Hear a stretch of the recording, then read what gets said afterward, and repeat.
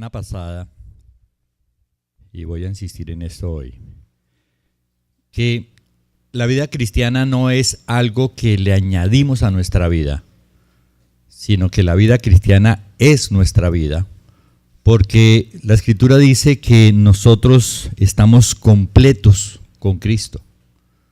Es fácil de entender cuando tenemos una fe verdadera y sabemos que Jesucristo es Dios.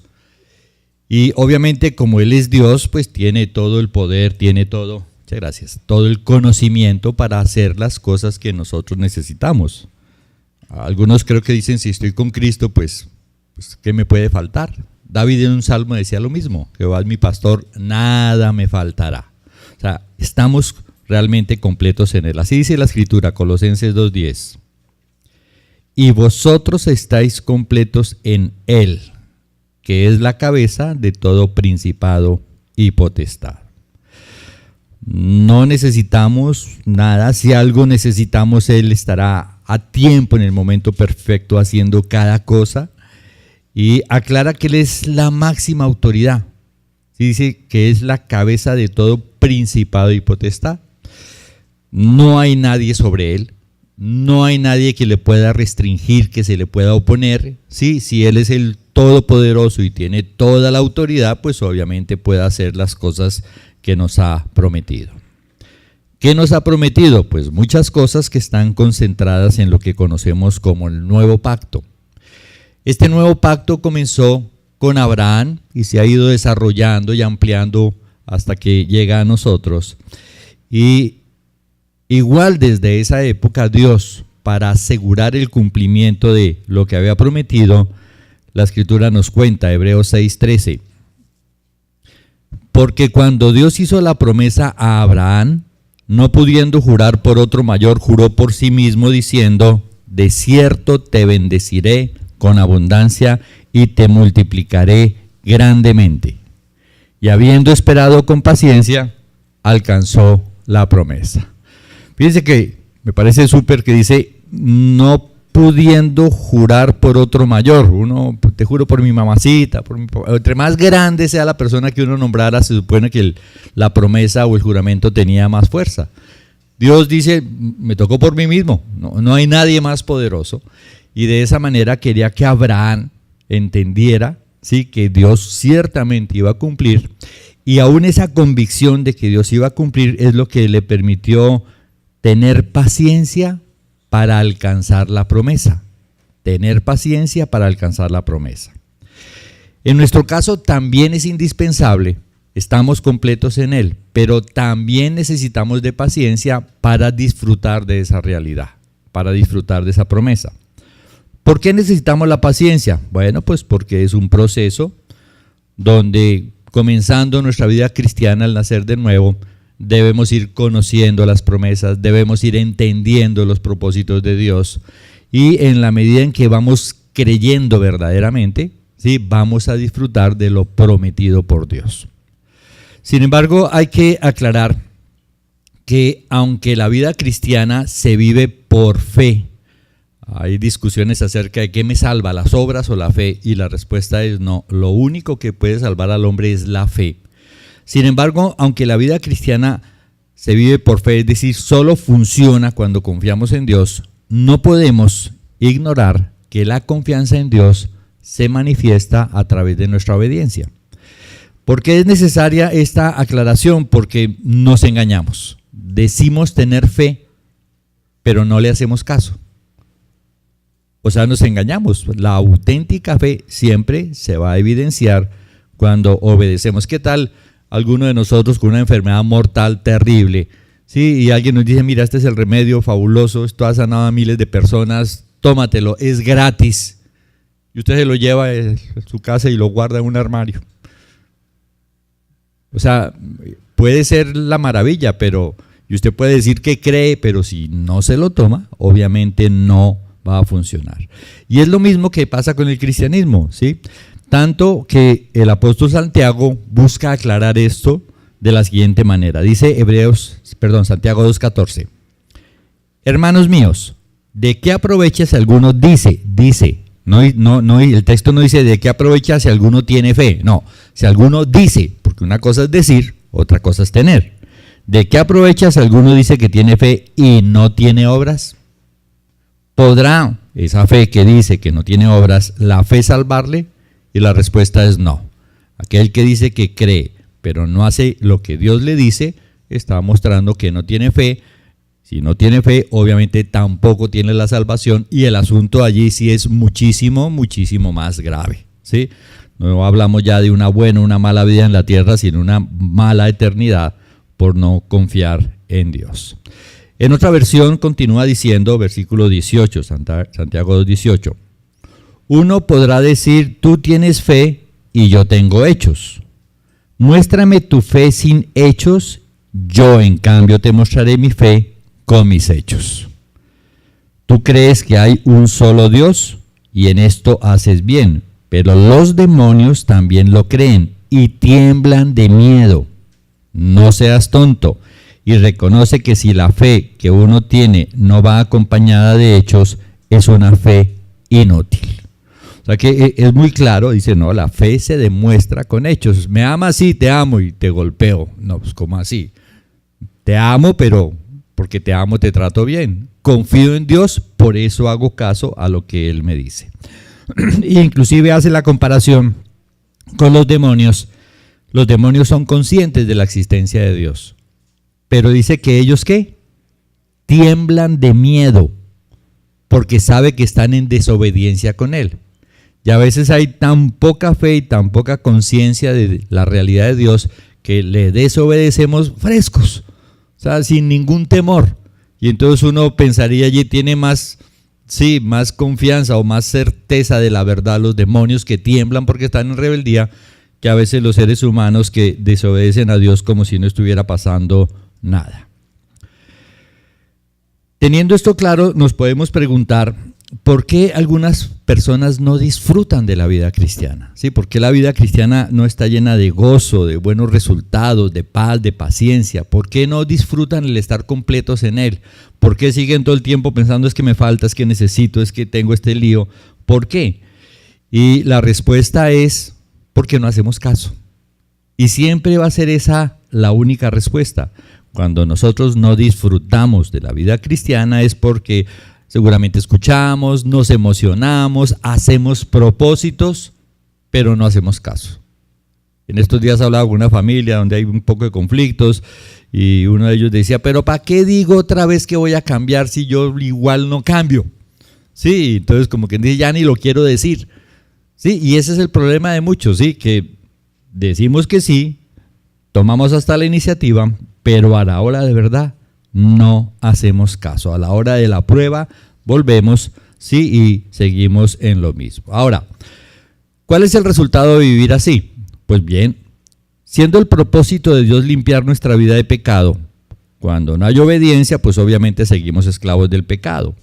Y una persona que es esclava del pecado, insisto, los celos, la preocupación, la codicia, el rencor, la gula, la pereza, la tacañería, la rebeldía, son las cosas que van a manejar su vida y no va a disfrutar de la vida cristiana. Y entonces, ¿qué es lo que pasa? Que si somos verdaderos hijos de Dios, es decir, si hemos nacido de nuevo, Dios dice que nos ama, que nos disciplina, y entonces Dios comienza, a pesar de su paciencia y su increíble misericordia, Dios comienza a tomar cartas en el asunto, ¿sí? Dios comienza a movernos el piso, a hacer que las circunstancias se compliquen, ¿sí? A ponernos un montonón de problemas. ¿Para qué? Para convencernos de dejar nuestro pecado. O sea, si pecamos con tanta frescura, si desobedecemos a Dios cosas muy claras, pues Dios comienza a movernos en piso para convencernos de que el pecado nos está haciendo daño, nos está impidiendo disfrutar, y entonces ahí comenzamos a meditar en el asunto. Ahora, lo normal debería ser que gracias a esa conciencia que Dios nos da, al ir renovando la conciencia con la palabra de Dios, entendamos, estoy fallando en esto, tengo que cambiar. O sea, lo normal es que la conciencia sea la que me motive a decir, voy a hacerle caso a Dios. Uy, ahora tengo claro que no puedo fornicar, ahora tengo claro este asunto del diezmo, ahora tengo claro este asunto de la sujeción, ahora tengo claro que sí, la mentira no es de Dios. Y la idea es que teniendo claro esas cosas uno diga, pues lo voy a hacer, simplemente porque en mi conciencia entiendo que es lo que Dios desea. Pero cuando no hacemos eso, entonces es que sí, Dios comienza a movernos el piso. Ahora, el asunto es que cuando no obedecemos a Dios, ¿sí?, aún diciendo que confiamos en Él, la verdad es que estamos confiando en otras cosas. Y nuestra confianza en otras cosas es lo que nos lleva a menospreciar lo que Dios dice. Supongamos que usted confía en que tendrá muy buena vida porque tiene una cantidad de dinero. Usted se apoya, tiene confianza en que tiene tantas riquezas que dice, no, mi vida va a ser espectacular. Recuerdo una discípula que me dijo algún día, yo estoy supremamente tranquila con el futuro de mis hijos. Son millonarios. Sí, y efectivamente una familia recontramillonaria aquí en el Valle. Sí, y ella tenía tranquilidad por eso. Pues pasaron un par de años y vino una crisis, metieron el marido preso, le expropiaron como 200 propiedades, sí, terminó en un lío ni el macho, y aún hasta boleta de captura para los hijos, sí, que eran hasta menores de edad. O sea, toda su confianza en que su vida debe ser espectacular porque es que yo tengo todo el dinero del mundo, quedó destruida. Y en ese momento la pregunta es, ¿y entonces qué vamos a hacer? ¿Vamos a tratar de recuperar ese dinero o esa confianza en nosotros mismos o esas relaciones o cualquiera que sea la cosa en la cual nos apoyamos para desobedecer a Dios? ¿Vamos a tratar de recuperar eso para seguir en nuestra desobediencia o vamos a decir, no, pues tocó confiar en Dios? Sí, porque ya no tengo piso. Y creo que más de uno de nosotros hemos pasado por esas circunstancias donde Dios va moviendo las cosas, E insisto, Dios es de muchísima paciencia y de tanta misericordia que a veces pecamos pensamos que es que no va a pasar nada, porque estoy pecando y ¿qué pasa? Nada. Estoy desobedeciendo a Dios y no pasa nada. Y puede pasar un año, y pueden pasar 2 años, 3 años y no pasa nada. Pero tarde o temprano llegará el momento en que Dios diga, es el momento de arreglar esta circunstancia. De hecho, Dios no coge todos nuestros pecados para sacarlos de una sola, no aguantamos. Él comienza por un ladito, con tu área económica, con tu área sentimental, con tu vocabulario. Él sabe por dónde comenzar a cada uno y por eso usted puede pasar años desobedeciendo a Dios, consciente, sin importarle, sin darle importancia porque no está pasando nada. Pero va a llegar el momento, precisamente por el amor de Dios, sí, que Dios va a comenzar a mover esas cosas en las cuales confiamos y cuando esas cosas desaparecen, pues la confianza desaparece. Yo estaba convencido que iba a vivir feliz por el dinero que tengo, por la capacidad que tengo, por los dones que tengo, por las relaciones que tengo. Es que tengo tan buen marido que mi vida va a ser espectacular. Pues Dios llega y desaparece esas cosas, sí, y entonces queda uno sin piso y allí es donde hay que tomar la decisión de obedecerle a Dios. Lo correcto no es sentir seguridad por las cosas que tenemos.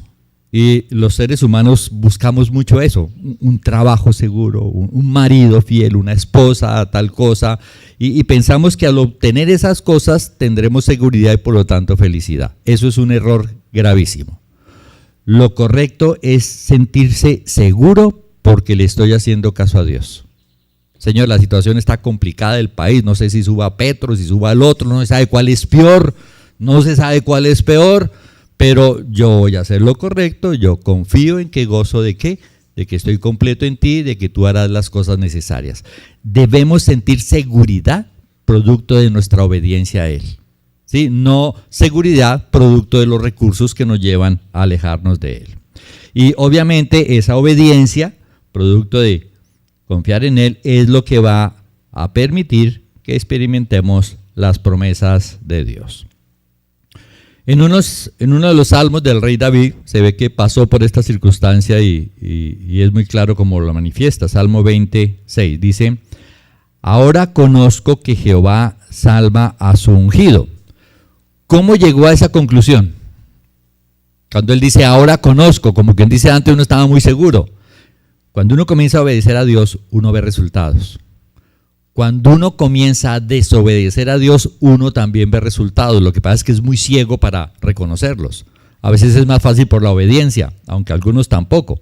Entonces, producto de obedecer y ver lo que Dios hace, obedecer y ver lo que Dios hace, uno llega a un momento en que uno dice, no, este asunto con Dios es real. Yo llevaba como 2 años de vida cristiana y todavía dudaba. Uy, ¿será que el cristianismo es verdad? ¿No será que me lavaron la cabeza? ¿Será verdad que el cuento de los gringos, que la Biblia se le inventaron los gringos para que los latinos estemos subyugados a la autoridad y nos puedan explotar? Todos esos cuentos pasaban por mi cabeza, sí, pero ya llevo 40 años. Sí, después de 40 años uno dice, no, olvídese, Dios funciona. Y funciona, he visto que funciona en miles de personas. Y cuando digo funciona, cuando no hacen lo correcto, llevan del bulto, y cuando hacen lo correcto, pues disfrutan de una vida diferente. Entonces, el punto es ese. David llegó a ese convencimiento producto de estar continuamente obedeciendo a Dios y viendo los resultados. Sigue diciendo, lo oirá desde sus santos cielos con la potencia salvadora de su diestra. Estos confían en carros y aquellos en caballos, mas nosotros en el nombre de Jehová nuestro Dios tendremos memoria. Ellos flaquean y caen, mas nosotros nos levantamos y estamos en pie. O sea, la enorme diferencia entre ellos, que confían en sus capacidades, y nosotros que debemos aprender a confiar en que Dios salva a su ungido, en que Dios realmente cumple sus promesas cuando obedecemos y tenemos paciencia para esperar. Es por eso, porque no hay obediencia, que llegan las crisis en la vida cristiana. Conocemos algo de Dios, conocemos algo de sus promesas, no tomamos la decisión de obedecerle ciegamente, a rato sí, a rato no, y como tenemos razones para confiar en que nos va a ir bien, no le ponemos mucho cuidado a eso. Y pasa el tiempo, Dios destruye aquellas cosas. ¿Cuánto puede durar una situación difícil? A veces uno ve cristianos en situaciones complicadas mucho tiempo. Y uno dice, pero ¿por qué no cambia la situación? Pues porque el corazón no cambia. La Escritura usa la expresión 7 tiempos. ¿Sí? Dios cogió a Nabucodonosor y lo llevó a comer pasto como las bestias 7 tiempos. 7 tiempos, el 7 es el número completo, como quien dice, el tiempo que sea necesario Dios lo va a tener allí. Hay personas que Dios le ha dicho en profecía, no te voy a dar dinero, no te voy a dar dinero. ¿Sí? Y la persona lucha desesperadamente por tener dinero, por su codicia, por su ambición, y Dios le ha dicho en profecía bien clarito, no te voy a dar dinero. Y puede tener magníficas ideas, no funciona, porque Dios ha determinado, ¿sí?, quebrantar aquellas cosas en las cuales confía para que aprenda a confiar en Dios. Ahora, el punto es que somos esclavos de aquello en que confiamos. Si confío en que el dinero me va a dar una buena vida, seré esclavo del dinero. Si confío en que los amigos, en lo que yo confíe, seré esclavo. Y la idea es que aprendamos a ser siervos de Cristo porque confiamos en Él. En cierta ocasión el Señor le dice a su pueblo, que no le quería hacer caso, Isaías 36, 5 y 6 dice, yo digo que el consejo y poderío para la guerra de que tú hablas no son más que palabras vacías. O sea, el pueblo estaba apoyándose en Egipto, ¿sí? Y entonces se sentían sobrados, como que nos dijeran, no, tranquilo, no importa que sube Petro, que los gringos nos van a apoyar, no importa que suba el otro, ¿sí? La potencia mundial nos va a apoyar. Entonces estaban hablando los judíos respecto de eso, no, pero tenemos una alianza con Egipto, o sea que estamos sobrados, si cualquiera nos ataca, pues Egipto, que es la potencia mundial, y lo era en aquella época, pues va a acabar con todos. Pero ¿qué le dice Dios? No son más que palabras vacías. Ahora bien, ¿en quién confías para que te rebeles contra mí? Confirma lo que he venido diciendo, nuestra confianza en otras cosas nos lleva a no hacerle caso a Dios, ¿sí? Y se lo pregunta con claridad el Señor al pueblo, ¿en quién confías para que te rebeles contra mí? He aquí que confías en este báculo de caña frágil en Egipto, en el cual si alguien se apoyare, se le entrará por la mano y la atravesará. Tal es Faraón, rey de Egipto, para con todos los que en él confían. Imagínense, de la potencia mundial de aquella época, el Señor dice, eso es una caña frágil, peligrosa. Si usted se apoya, le va a atravesar la mano. Eso es Egipto. Y confiando en semejante cosa tan frágil, usted se rebela contra Dios. Sí, y es básicamente lo que nos pasa. Cada vez que usted no le haga caso a Dios en cualquiera de las cosas que sabe que debe hacerle caso, piense, ¿en quién estoy confiando yo para desobedecerle a Dios? Y a veces la respuesta es en mí mismo, solo en lo que yo pienso. No tengo ni argumentos ni nada, sino no, yo confío en que así me va a ir bien y por eso desobedezco a Dios. Tristemente sucede, pero obviamente pues eso hace que no disfrutemos, sí, de la vida cristiana. Es bueno que pensemos en esto.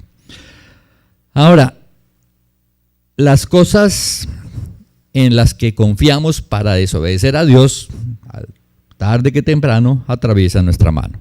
Terminan haciéndonos sufrir.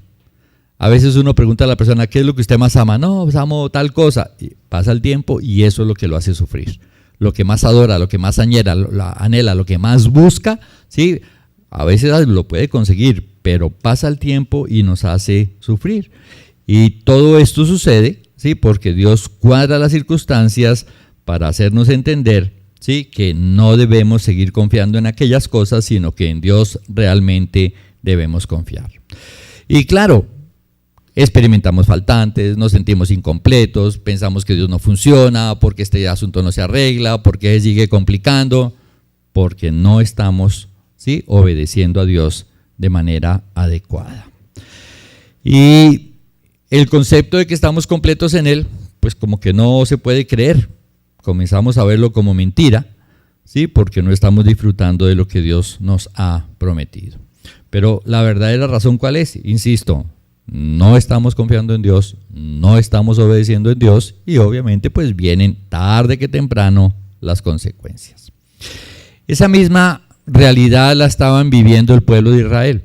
Fue sacado de Egipto con milagros poderosos, fue llevado por el desierto sostenido también milagrosamente. Dice que el calzado nunca se agotó, que el vestido con el que salieron 40 años después era el mismo vestido, la tela aguantó 40 años en el desierto. Aún pasó de padres a hijos y cosas por el estilo, ¿sí? O sea, Dios lo sostuvo milagrosamente en el desierto. Si usted se pone a pensar hoy sostener un pueblo, póngale, de 1,5 millones de personas en el desierto, sostenerlo 40 años. O sea, eso implica una logística, pero impresionante. O sea, sostener 1,5 millones de personas. Creo que sí hubo un concierto en Woodstock como de 2 días, como 1 millón de personas, y eso fue un acabose para toda la región. Baños, cosas por el estilo. O sea, uno a veces no piensa en esas realidades de Dios tan tenaces donde Dios ha mostrado su poder. Luego terminan en la tierra prometida, tierra que fluye leche y miel. Prometida por eso, porque es el descanso. Esa tierra prometida representa a Jesucristo. Con Jesucristo estoy completo. En la tierra prometida el pueblo iba a entrar, iba a trabajar, iba a producir en abundancia y vivirían felices, ¿sí? Producto de estarle haciendo caso a Dios. Sin embargo, estos llegan a la tierra prometida y resulta que no hacen caso y no disfrutan del fruto. Aunque trabajan y aunque cosechan, a la hora de verdad no disfrutaban. Y es parecido a lo que dice en Ageo. Dice, cuando usted no le da prioridad a Dios, usted trabaja y recibe su jornal en saco roto. Como quien dice, lo que entra no le alcanza. Y lo que entra no le alcanza porque no da prioridad a Dios, ¿sí? Yo lo he visto, lo que entra no le alcanza porque se dañó tal cosa, se dañó tal otra y se comienzan a dañar las cosas. De muchas formas Dios comienza a tocar. No estás haciendo caso, mira, ok, tal cosa no cumples, pero mira, por aquí se abre el roto, por aquí se abre el coso, por aquí tal cosa. Y es la forma como Dios busca hacernos entender la importancia de confiar en Él. Ahora, el punto es a veces que es importante ser conscientes de que Dios maneja la situación. Yo pienso que en esto ustedes tienen una linda bendición. En la mayoría de las iglesias no se habla claro de la soberanía de Dios. La mayoría de los cristianos piensan que está Dios y el diablo cochino que me daña las cosas. Y entonces cuando el diablo cochino le daña las cosas, se pone a pelear con el diablo. Pero cuando uno entiende que es Dios quien me está moviendo el piso, uno más bien piensa, ¿por qué Dios me está moviendo el piso? No, la gente a veces es que soy más de malas, es que nací de cabeza o patas arriba, es que el barrio en que yo vivo es terrible, es que los amigos no me dejan progresar, sí, es que ese presidente, esa porquería que tenemos, y entonces cree que sus enemigos son las cosas y no revisa su vida. Tarde que temprano va a terminar viendo que no funciona, porque se pondrá a pelear contra los que supuestamente le hacen vivir mala vida, e igual no va a funcionar. Pero si somos conscientes de que Dios va a ser más rápido, el momento en que realmente nos preguntemos, Dios mío, ¿por qué no me está funcionando? Y la respuesta va a ser muy clara: no estás obedeciendo a Dios. Ahora, esto vivió el pueblo de Israel, y como decía hace un tiempo, pues es más fácil que nuestra conciencia nos empuje a obedecer y no que el garrote, pero bueno, obligamos a Dios. Es algo así como lo que dicen los alcohólicos, ¿sí? Si no toca fondo, no se libra del alcoholismo. ¿Y qué significa tocar fondo para los alcohólicos? Que el alcohólico reconozca que no puede controlar el trago, que si se toma una sola copita no puede parar hasta que está perdido de la perra, ¿sí? Pero ¿qué hace el alcohólico? Sí, después de que le pasa eso, a la siguiente dice, yo lo puedo controlar, me voy a tomar solo un hito, ¿sí? Y luego, no, pues solo 2 hitos, y vuelve y cae, ¿sí? Y dice que el alcohólico nunca se recupera hasta que no toca fondo. ¿Qué es tocar fondo? No puedo controlar el trago.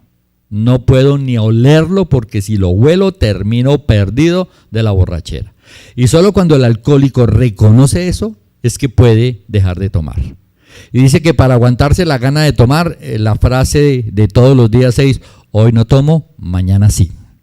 Tengo unas ganas locas de tomar, pero hoy no tomo, mañana sí. Y al día siguiente, como en las tiendas, hoy no fío, mañana sí. ¿Sí? Y la idea es que se tiene que engañar en ese sentido, pero pueden pasar 10 años y hay testimonios de personas que por un dulce de whisky otra vez cayó en el alcoholismo y duró otros tantos años, porque no se recupera jamás, mientras que en la vida cristiana sí hay sanidad respecto de eso. O sea que el punto es ese, ¿sí? Dios nos mueve el piso, insistimos una y otra vez hasta que llegue el momento en que toquemos fondo y digamos, no puedo con esta situación. ¿Sí? Estoy viviendo mal, no estoy viviendo como debiera vivir, ¿sí? Tengo un pocotón de faltantes, tengo un pocotón de problemas que no se solucionan, no logro tener paz porque no puedo manejar este asunto.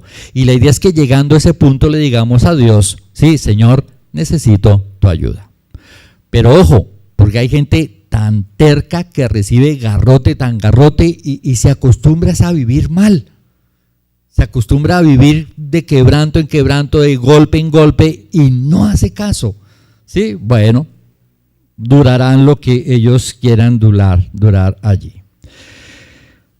Cuando el pueblo trata de luchar contra los madianitas que le robaban el alimento, pues ve que era, la descripción que hace la Biblia es que eran como langostas, y que los camellos, que son siempre mucho menos que los soldados, eran como las arenas del mar en multitud, o sea, era un ejército incontable.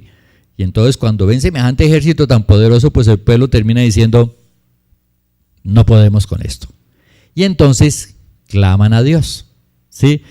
Y ahí comienza, digamos, su proceso de llegar a experimentar la bendición de Dios. Claman a Dios. Cuando claman a Dios, Dios manda un profeta y le dice, ustedes no están haciendo caso. Pero como que no hubiera dicho nada.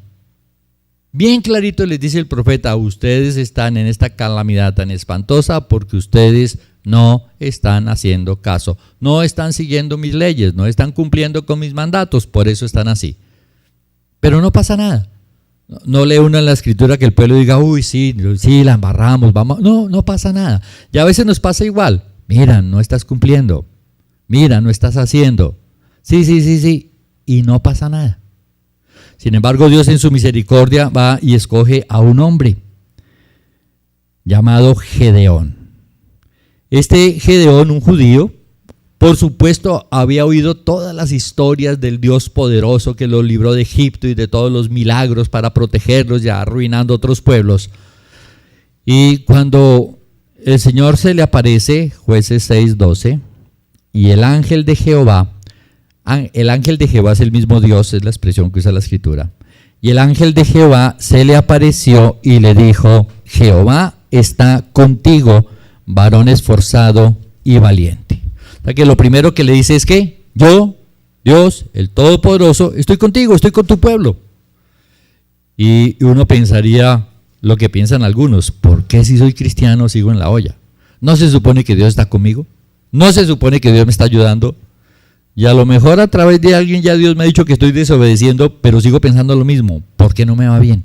¿Por qué no disfruto de gozo, de paz, de lo que Dios quiere, si Dios está conmigo? Y es exactamente lo que este hombre se pregunta. Jueces 6:13. Y Gedeón le respondió: Señor mío, si Jehová está con nosotros, ¿por qué nos ha sobrevenido todo esto? ¿Y dónde están todas sus maravillas que nuestros padres nos han contado diciendo: ¿no nos sacó Jehová de Egipto? Y ahora Jehová nos ha desamparado y nos ha entregado en manos de los madianitas. Claro, ¿qué más podía pensar si no reconocía que estaba desobedeciendo a Dios? ¿Por qué si soy cristiano? ¿Por qué si soy hijo de Dios? ¿Por qué vivo esta situación tan complicada? Es lo que algunos se preguntan. ¿Por qué ese cristiano le va tan bien y yo tan fregado? ¿Por qué ese cristiano Dios le dio una esposa maravillosa y la mía no sé dónde meterla, Dios mío, no sé qué hacer con ella? ¿Sí? ¿Por qué ese cristiano vive gozoso y tiene paz y vive contento y yo aquí furioso con las cosas que me tocan vivir, amargado, peleando en mi matrimonio porque no estoy contento con las cosas? ¿Por qué? O sea, la respuesta a esas preguntas es siempre la misma: no estás confiando, no estás haciendo caso, por eso no disfrutas de estar completo en Él. Y insisto, aunque nos hablen con claridad, seguimos. A veces hasta uno dice: pero si estoy haciendo lo correcto. ¿Sí? En estos días también atendí a una familia que se sentaron y dijeron: seguramente estamos haciendo muchas cosas mal. Bueno, eso es un buen comienzo. Pero hay otros que han llegado diciendo: vengo a mostrarle todo lo mal que está haciendo mi marido, o vengo a mostrarle todo lo mal que está haciendo mi mujer. O sea, él está haciendo todo bien. Y a veces se voltea la torta, ¿no? Y entonces el que venía a acusar al otro termina: es que usted es el que la está embarrando, porque no somos conscientes, no nos gusta reconocer nuestros pecados.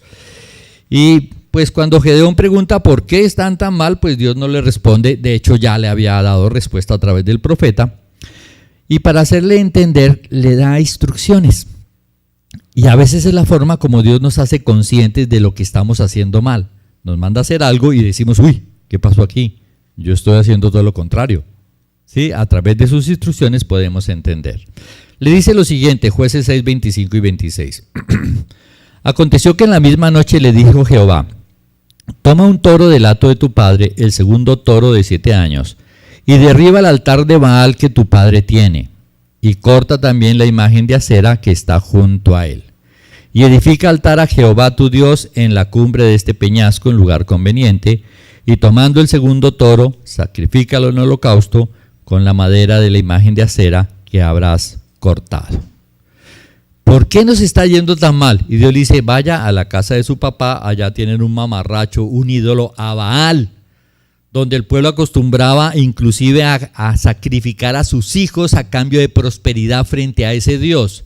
Y este hombre se pregunta: ¿pero qué está pasando? ¿Por qué será que Dios no nos ha desamparado? Y también hay una imagen de hacer a otro mamarracho allá, ¿sí? En la casa de su propio padre, ¿sí? Y el pueblo le rendía culto a esos dioses, y Gedeón, hijo del fulano donde estaba el altar, ¿sí? El santuario, se pregunta: ¿y por qué nos está yendo mal? Sí, dice uno, pues, oiga, pero como ciego. Pero cuando este hombre recibe esta orden, sí, comienza a entender que las cosas están mal, y que obviamente la incredulidad del pueblo va a ser un problema cuando él le haga caso a Dios. Y entonces, Jueces 6:27, consciente de que el asunto era peligroso, entonces Gedeón tomó 10 hombres de sus siervos e hizo como Jehová le dijo, mas temiendo hacerlo de día por la familia de su padre y por los hombres de la ciudad, lo hizo de noche. O sea, en lugar de ir públicamente y destruir los ídolos que el pueblo adoraba para volver a Dios, él dijo: no, yo estaba en el lago de noche porque esto está como peligroso, ¿sí? Mi propia familia se me va a venir encima, el pueblo se me va a venir encima, y entonces, sí, voy a hacerlo de noche. ¿Pero qué quiere decir esto? Que él convivía con su padre, con su pueblo, que adoraban a Baal y ni se pellizcaba. Y a veces podemos convivir con personas que andan en pecado, haciendo cosas mal, y ni nos pellizcamos. Pero cuando Dios comienza a dar órdenes, comenzamos a entender el problema. Hay quienes dicen, no, yo no tengo ningún problema con el dinero. Y cuando escuchan del diezmo no vuelven a la iglesia. ¿No es que no tenía problemas? No, yo no tengo ningún problema con la autoridad. Y hemos tenido parejas que cuando comienza uno a dar las enseñanzas sobre la sujeción, la mujer se ha llevado al marido de la iglesia. Sí, lo jala y con Estelita lo preveemos. Uy, fulana es bien, esa lo va a sacar de la iglesia. Y pasa un tiempito y dicho y hecho, lo saca de la iglesia. Porque ella no quiere que su marido diga nada más de sujeción. ¿Sí? O, en fin, o sea, creemos no tener problemas hasta que llega la situación. O no, yo soy sencillo, soy humilde, no tengo problemas con mi ego. Y hablan cualquier cosita de él y mejor dicho ya anda enardecido de ¿por qué están hablando de mí? O sea, son situaciones que Dios aprovecha para mostrarnos. Cuando Gedeón entendió que debía destruir los ídolos del pueblo, pues entendió que se tenía que oponer al pueblo y a su padre. Y efectivamente cuando se enteraron el asunto se complicó. Jueces 6:29. Y se dijeron unos a otros cuando encontraron todo eso destruido, ¿quién ha hecho esto? Y buscando e inquiriendo les dijeron, Gedeón, hijo de Joás, lo ha hecho. Siempre hay chismosos, ¿no? Por todos lados. Entonces los hombres de la ciudad dijeron a Joás, el papá de Gedeón, saca a tu hijo para que muera, porque ha derribado el altar de Baal y ha cortado la imagen de acera que estaba junto a él. O sea que decididos a matar al que estaba siendo fiel a Dios. Lo hemos visto muchas veces, ¿no? Con Caín, todo el asunto funciona de esa manera. El cristiano rebelde ataca al cristiano espiritual. Pero Dios acomoda las cosas. Este hombre lo hizo en obediencia. ¿Qué podía esperar? Pues el respaldo de Dios. Pues Dios coloca palabras sabias en Joás, el padre. Cuando el pueblo viene a decir, vamos a matar a fulano porque destruyó el ídolo, el papá le dice, pues si el ídolo es un Dios, que se defienda. ¿O es que acaso Dios necesita que lo defiendan? Es más, si alguno de ustedes trata de defender a Dios Baal, yo lo mato a usted. Déjelo que Baal se defienda. Y entonces hasta le cambiaron el nombre a Gedeón, por un nombre que significa que Baal se desquite. O sea, si él le hizo algo a Dios, pues que Dios se desquite. Ahora, si es falso, pues no va a pasar nada. Entonces, con solo eso, ya el pueblo se quedó tranquilo y este hombre, pues, disfrutó de haber hecho lo correcto con el respaldo de Dios. Cumplido este primer paso, destruir los ídolos, lo que el pueblo debe hacer era seguir las instrucciones. Y cuando hagamos eso, es importante que nos cercioremos qué es lo que Dios manda hacer. Teníamos una medio discípula, venía de vez en cuando a la iglesia, y un día nos dice, no, es que desde que yo recibí a Cristo tengo muchos problemas con mi marido. ¿Y por qué? No, porque ya no lo atiendo sexualmente.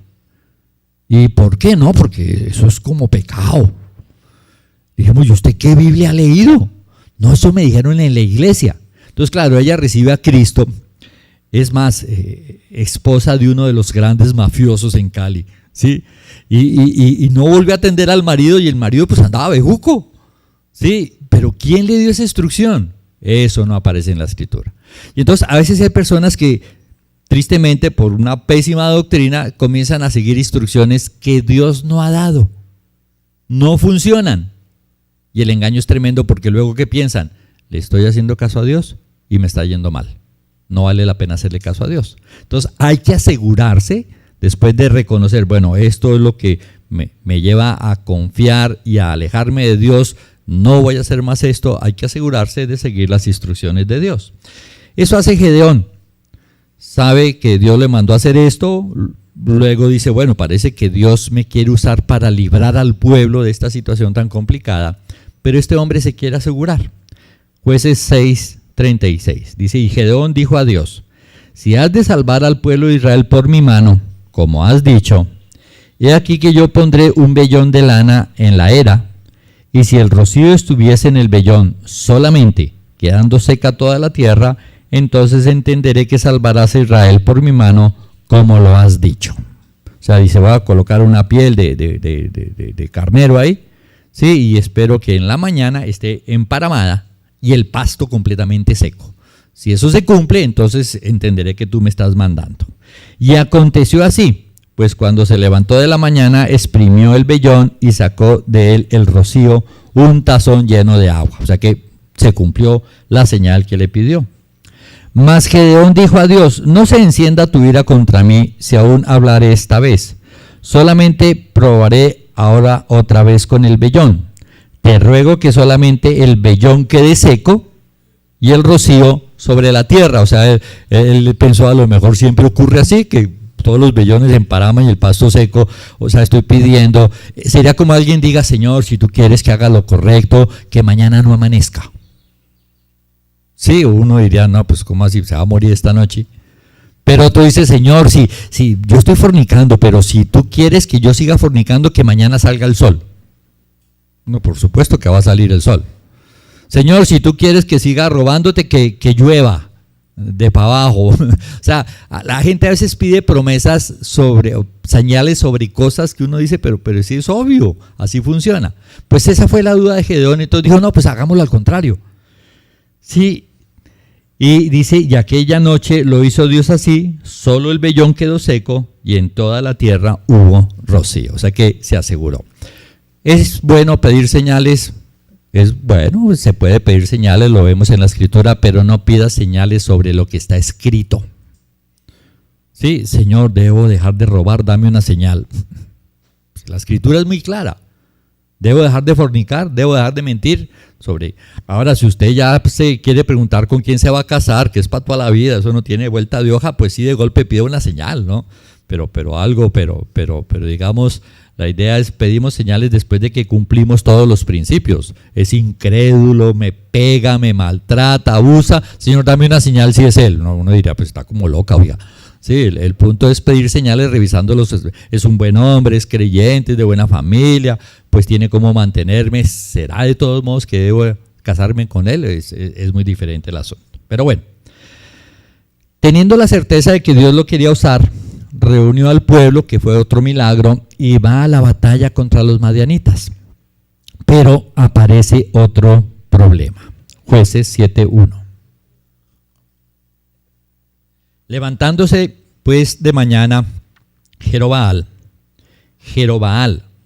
significa que Baal pelee contra él, fue el nombre que le pusieron, el cual es Gedeón, y todo el pueblo que estaba con él acamparon junto a la fuente de Jarod, y tenía el campamento de los madianitas al norte, más allá del collado de More en el valle. Y Jehová dijo a Gedeón, el pueblo que está contigo es mucho para que yo entregue a los madianitas en su mano. No sea que se alabe Israel contra mí diciendo, mi mano me ha salvado. Es un problema que la gente del mundo jamás lo vería como un problema. El ejército de los madianitas era, como mencioné, innumerable. Los camellos eran innumerables y el ejército era como langostas, ¿sí? Y el pueblo de Israel eran solo 32,000 hombres. O sea, un grupo pequeñito comparado, ¿sí?, con la cantidad de gente del ejército de los madianitas. Sin embargo, Dios dice, ustedes son muchos. Si ustedes van a la guerra y ganan la guerra, ustedes van a sacar pecho, se van a creer los más valientes, los más tenaces, van a reafirmar su confianza en sí mismos y se van a alejar de mí. ¿Ya? Ese es el gran problema. Confiamos tanto en nosotros mismos, en nuestras decisiones, en nuestra manera de hacer las cosas, que somos capaces de pasar por encima de lo que Dios dice. Ese era el problema que tenían. Dios comienza el tratamiento con ellos, pero le dice, listo, yo los quiero salvar, pero si los salvo de esta manera, va a haber problemas porque ustedes se van a alejar nuevamente de mí. Recuerda que leímos Isaías 36:5. ¿En quién confías para que te rebeles contra mí? Si yo lo logro hacer con mi poder, si yo saco el pecado de mi vida con mi poder, eso aumenta mi confianza en mí y termino cayendo en más pecados. Si tengo poder para arreglar las malas situaciones, si arreglo todos los líos que se me presentan, puedo seguir desobedeciendo a Dios porque yo soy capaz de arreglarlos. Ese es el asunto. Por eso es que hay que tocar fondo en el sentido espiritual. Para hacer que el ejército fuera menor, para reducir el número, Dios comienza a hacer algunas cosas. Jueces 7:3. Ahora pues haz pregonar en oídos del pueblo diciendo: quien tema y se estremezca, madrugue y devuélvase desde el monte de Galaad. Y se devolvieron de los del pueblo 22,000 y quedaron 10,000. O sea, Dios dijo: les voy a dar victoria, pero la victoria que les voy a dar, ¿sí?, que será evidente que yo la haga, voy a usar solo a ciertas personas. Hay personas que no voy a usar para esa victoria. Los madianitas podríamos hacer de cuenta que son la gente del mundo que no tiene a Cristo. Y la victoria que Dios quiere que tengamos para con ellos es que le compartamos el evangelio. Ya no es como en el viejo pacto acabar con el pueblo, sino que les compartamos el evangelio. Pero Dios no va a usar a todo el mundo para compartirles el evangelio, porque hay gente que no cumple los requisitos. ¿Qué pasó aquí? ¿Quiénes fueron desechados, los primeros desechados? Los miedosos. El que tema y se estremezca, madrugue y devuélvase. ¿Y se fueron qué? 22,000 se devolvieron. 2/3 salieron corriendo diciendo: uy, no, terrible guerra, hoy me matan, yo me voy. O sea que fueron desechados los miedosos. La Escritura dice que el miedo es la herramienta de Satanás para controlarnos. Por eso Dios habla mucho, sí, de no temer. Primera de Juan 4:18. En el amor no hay temor. ¿Por qué temor si estoy en la mano de Dios?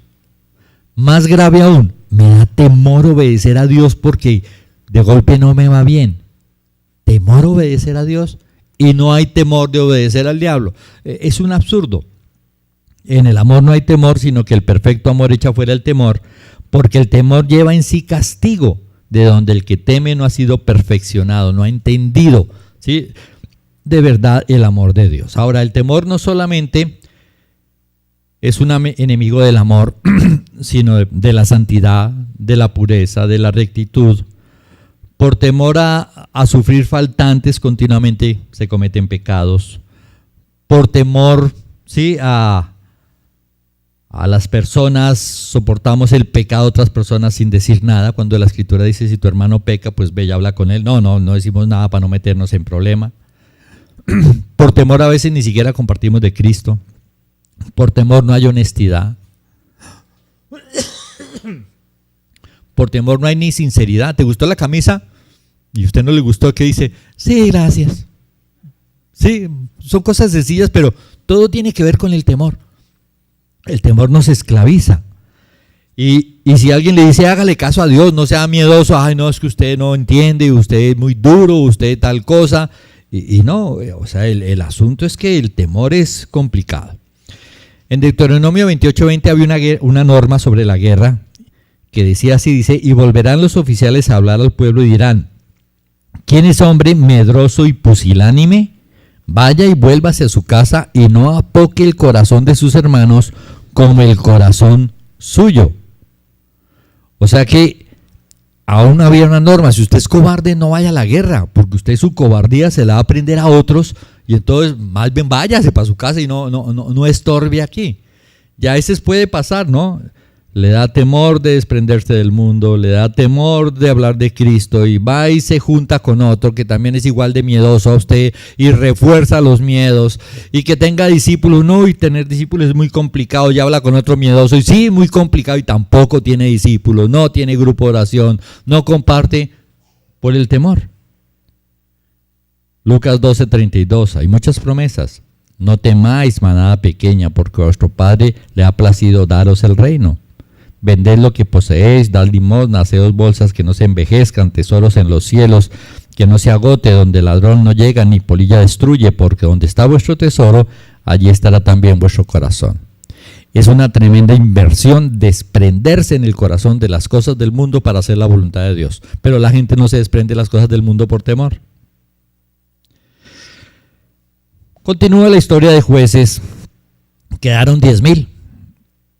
Jueces 7:4. Y Jehová dijo a Gedeón, aún es mucho el pueblo. O sea, si 32,000 eran nada, con multitudes ahora 10,000, y Dios dice, todavía son muchos. Llévalos a las aguas y allí te los probaré. Y del que yo te diga, vaya este contigo, irá contigo, mas de cualquiera que yo te diga, este no vaya contigo, el tal no irá. ¿Cómo seleccionó Dios un segundo grupo? Jueces 7:4. Entonces le llevó el pueblo a las aguas, y Jehová dijo a Gedeón, cualquiera que lamiere de las aguas con su lengua, como lame el perro, a aquel pondrás aparte. Asimismo a cualquiera que se doblare sobre sus rodillas para beber. O sea, los llevó a las aguas y dice, los que se tiren de barriga ahí como un perro a tomar agua, sepárelos. Los que se arrodillen a tomar agua, sepárelos también. Dice, y fue el número de los que lamieron llevando el agua con la mano a su boca 300 hombres. O sea que de los 10,000, ¿sí? Solo 300 ni se arrodillaron, ni se acostaron, sino simplemente cogieron el agua y se la llevaron a su boca. Como quien dice, despiertos, pilos, dispuestos, no cómodos. Y solo esos 300 hombres, sí, fueron seleccionados por Dios. ¿Quién fue el otro gran grupo descalificado? Los cómodos, los frescos, los que no son conscientes que hay una batalla espiritual, los que ven que sus familiares están muriendo y se van para el infierno y ni les comparten de Cristo, porque no, yo no me voy a meter en problemas, yo cómodo. Los que, vuelvo, insisto, abra un grupo de oración, no, un grupo de oración toca estudiar y sacar tiempo y salir de noche, no, yo así nomasito, ¿sí? Y no hacen nada más, ¿sí? Solo reciben. La vida cristiana se comienza a disfrutar verdaderamente cuando uno comienza a dar. Uno aprende verdaderamente cuando uno comienza a enseñar. Y Dios es tan increíble que le pone discípulos con los mismos pecados suyos. Y usted comienza a hablar y a enseñar y a discipular y a decir cosas y luego se mira al espejo y dice, y todo esto también era para mí. Porque es la forma como Dios realmente, sí, nos edifica. Porque es dando como se recibe. Pero esa actitud de yo, todo cómodo, todo me lo hagan, todo tal cosa. No, yo no estudio la Biblia, que hagan cursos, sí, para ir a los cursos. Pero yo todo recibiendo no funciona. Y ese fue el segundo grupo descalificado, los cómodos, los no conscientes, los no dispuestos a pagar un precio. Los miércoles de oración, vamos a ver qué tanto se anima la iglesia a venir a orar. O no, es que ya, sí, o sea, es pura comodidad y eso hace que no funcione nuestra vida como debiera funcionar. Ahora, la comodidad pienso que se origina en la ignorancia, en la falta de conciencia de lo que está pasando, en la ignorancia de cuánto nos perdemos, ¿sí? Por no hacer lo que Dios desea, mas buscad el reino de Dios y su justicia y todas esas cosas que los hombres necesitan para vivir vendrán de ñapa, de añadidura. Y la añadidura, si usted compra un bulto de papas y le da una ñapa, lo importante no es la ñapa. Sí, lo importante es el bulto. Usted no se va con la añadidura y deja el bulto completo. Y aquí dice eso, sus necesidades materiales, todas esas cosas son la ñapita que Dios le da. Pero si usted busca mi reino, va a disfrutar de una vida tan increíble. Pero el problema es cobardía, el problema es comodidad. Y obviamente este tipo de cosas pues no dejan que funcione la vida cristiana como debiera funcionar. Jueces 7:7. Entonces Jehová dijo a Gedeón, con estos 300 hombres que lamieron el agua, os salvaré y entregaré a los madianitas en tus manos y váyase toda la demás gente, cada uno a su lugar. O sea que los valientes y los dispuestos fueron los que Dios usó para librar al pueblo. Y fue una victoria espectacular, ¿sí? Acabaron con absolutamente todo. Y obviamente les tocó decir, Dios hizo eso, porque imposible que con solo 300 hombres pudiéramos acabar con semejante multitud, y así es como funciona. Las mejores respuestas que recibimos a nuestros problemas es cuando somos conscientes de que por nosotros no lo podemos hacer, ¿sí?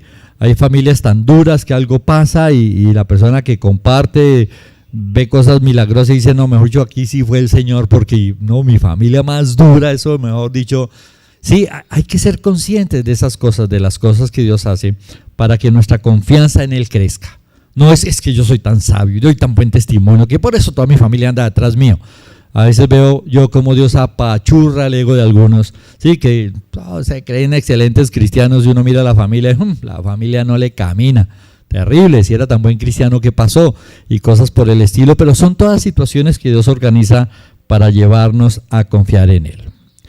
El punto que debemos entender con claridad, ya para terminar, es que si creemos que no podemos, estamos listos para actuar. Si usted cree que no puede tener discípulos, ya es hora de tenerlos. Si le da pánico tener un grupo de oración y cree que no puede, ya es hora de tenerlo. Porque Dios se glorifica en la debilidad. Todo esto lo podemos resumir en las palabras del apóstol Pablo. Cuenta su experiencia. El apóstol Pablo, un hombre que era bien malo, ¿sí? Aunque se creía muy bueno por su religiosidad, cuando conoce al Señor, Dios le usa su sabiduría humana, digamos así, y le permite entender la Escritura con una claridad como ningún otro hombre, sí, lo ha hecho. O sea, uno diría, después de Jesús, Pablo, de una sabiduría impresionante, tan impresionante que Pedro, sí, dice de Pablo, que Pablo escribe cosas muy difíciles de entender, que los indoctos tuercen para su perdición. Porque las cosas de Pablo son demasiado elevadas, demasiado profundas, dice el apóstol Pedro. Y entonces uno se imagina un hombre religioso que se creía muy bueno porque mataba a cristianos que eran la peste, que luego Dios le da una tremenda sabiduría. ¿Qué podía pasar? Pues que se inflara su ego como el de un sapo y dijera, no, yo aquí el genio de las cosas, el todo me lo sé. ¿Qué hace Dios para ayudarlo? Segunda de Corintios 12:7. Dice, y él lo entiende así, dice, y para que la grandeza de las revelaciones no me exaltase desmedidamente, me fue dado un aguijón en mi carne, un mensajero de Satanás que me abofetee para que no me enaltezca sobremanera. O sea, claro, la Escritura dice que hay solo una razón para sentirse orgulloso y es de conocer y entender a Dios.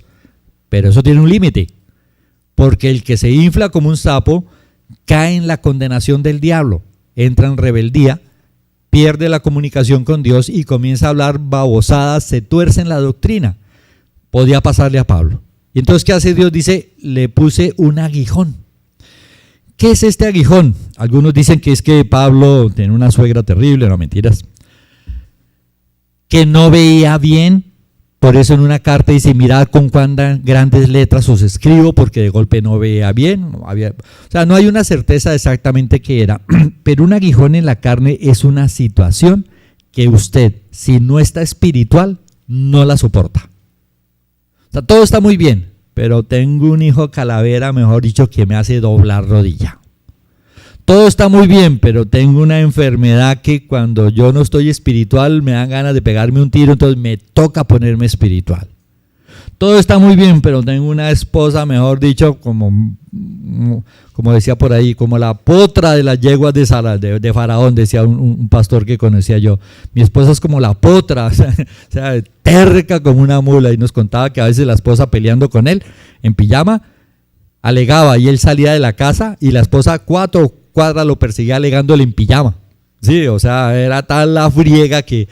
Y entonces un aguijón en la carne es eso, es una situación que si tú no estás espiritual, no la soportas y te obliga a estar rendido delante de Dios, ¿ya? Es por eso que hay situaciones que a veces no cambian, ¿sí? Pero cuando usted está espiritual, la cosa funciona bien.